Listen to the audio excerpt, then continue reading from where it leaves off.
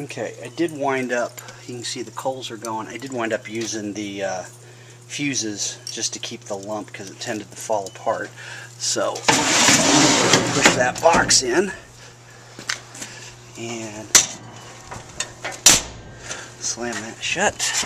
I'm going to open these a pretty good amount. Now, one thing I did was I had this thing cranked up on the jack instead of on the front wheel so that the water would drain out of it yesterday. Ideally, if you started this in the morning on a good day when it wasn't going to rain, let everything dry out for the night, you know, like a couple hours, make sure it was all dried out and do it all in one day. Then you wouldn't have the surface rust that you saw earlier that I was dealing with. So again, I just use regular vegetable oil and some Pam. I don't have the vents on the top open. She said just to do the boxes, and I'm assuming that'll build the heat up in the lid.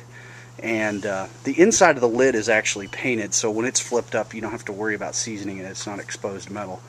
But I've got the vents open pretty good here, get some good airflow going, and that should get that charcoal good. She said to let it run up to about 350 degrees, and I'm just going to let it go for an hour or so, and then just shut it off and leave it closed and let it cool down, leave the heat inside of it. And so that's it so far. That's how I'm going to season it. I'll show you that these dials open. I can already feel a little bit of heat coming out of there. In fact, let's see, maybe I'll just leave this open for just a few minutes until we get some smoke coming out. Maybe that'll get it to warm up faster.